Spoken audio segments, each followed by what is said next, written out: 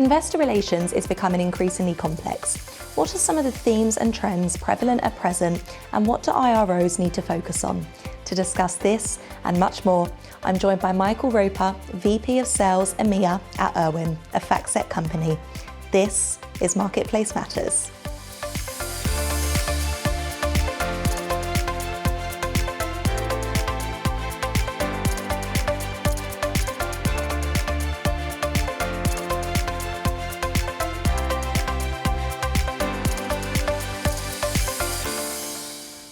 Michael, thank you so much for joining me today at the LSE. To start, can you introduce Irwin and tell me a little bit about how you work with corporate issuers, please? Absolutely, and a pleasure to be here today, Katie. So Irwin was founded in 2017 with a mission to really connect issuers with capital allocators in the market. The early days was all around validation, that there was a gap in the market for Irwin to fit into, and it quickly became apparent that there was. So those early years was all around building a solution that was fit for purpose, fit for the modern IRO when it comes to integrated features and all those things that you'd expect. Just we focused on doing them better. We then moved forward into bringing in new innovative features into the platform, which has got us to where we are today, which is currently around 700 issuers globally. Fast forward to today, and Irwin was acquired by FactSet at the back end of 2024, which has really opened up a whole load of new avenues for us. It's allowed us to supercharge our roadmap from a development standpoint, but also, just as importantly, retain and attract the talent that we have and new talent in the market. IROs face a number of challenges today when it comes to technology, and we really see ourselves as central to providing a solution to that. Wonderful. Thank you, Michael. And I mean, there's no doubt that the investor relations role and landscape is becoming increasingly complex. So why would you say an integrated tech stack is becoming essential for IR professionals today, please? That's a good question. Now, IR teams typically over the years have added in a number of different solutions. There's a number of reasons around it, from people being in the roles, just adding in new products, people rotating into the roles. What we see and what we've heard, and especially in our soon-to-be released State of IR survey, is that over 40% of issuers have 2 to 3 different IR tools to manage their day-to-day role. And interestingly, over 30% have 4 to 5 tools to manage their day-to-day role. So there's a lot of focus these days on creating solutions that provide a better service for the issuer. Now, just adding in technology doesn't necessarily mean something's going to be better, but if you can add in the right solution, it allows you to really provide efficiencies in your day-to-day role, allows you to connect with investors at the correct time and the right type of investors over the course of the year. So speaking of investor engagement, your State of IR report notes that we're seeing changes in how companies are communicating with investors. So what trends or challenges perhaps would you say are shaping those changes? So banks and brokers play a critical part in the capital markets for an issuer for a whole range of reasons. But one of the trends that we're seeing is the need for more direct two-way engagement between the issuer itself and the investor. So more of a real-time feedback loop rather than at the more prescripted times over the course of the year. Budgets continue to be a challenge for IR teams, be it whether they're being questioned or being cut. So using a much more data-driven approach to ensuring that management's time and IR time is used correctly is key to any sort of strategy at the moment.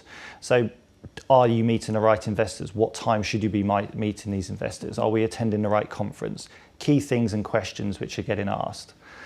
The other challenge, which has existed for a long time, so it's not new, but an issuer getting its investor story out there in the market. So that's where the two-way feedback and engagement is critical in understanding how someone is perceived in the market.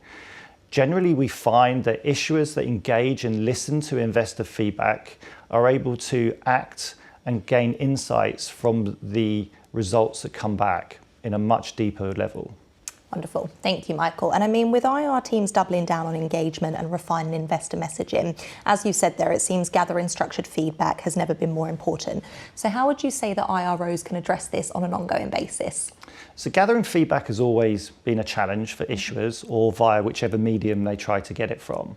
It can be scattered, it can be inconsistent, in some cases very anecdotal in the feedback they get. Perception studies have a place, but can be very expensive to run.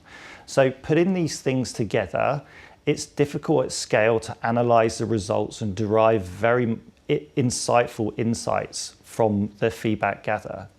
So what Irwin has done, so we went into the market, we listened to what investors expected and what issuers needed, and have recently brought to market a product called Irwin Pulse. Now, Irwin Pulse allows the issuer to gather more systematic and structured feedback directly from the investor.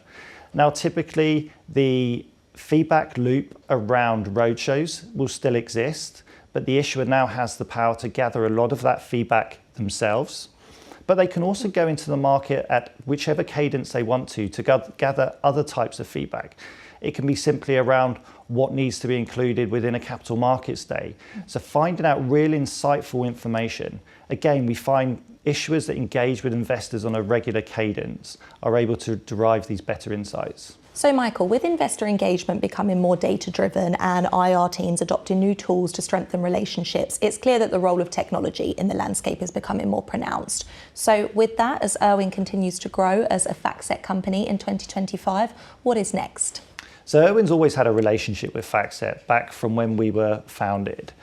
But in 2023, we actually formed a strategic partnership with FactSet, allowing us to create an integrated CRM solution with a market data terminal, which we've had tremendous traction with across our global client base. Going back to the earlier question, it's allowed a number of our customers to now consolidate into one single solution.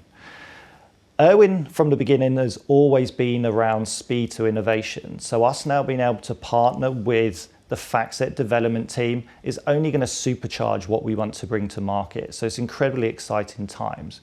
We've got a big focus on AI, how AI integrates across both solutions. Both solutions have AI at the moment, but a better integrated version across the two.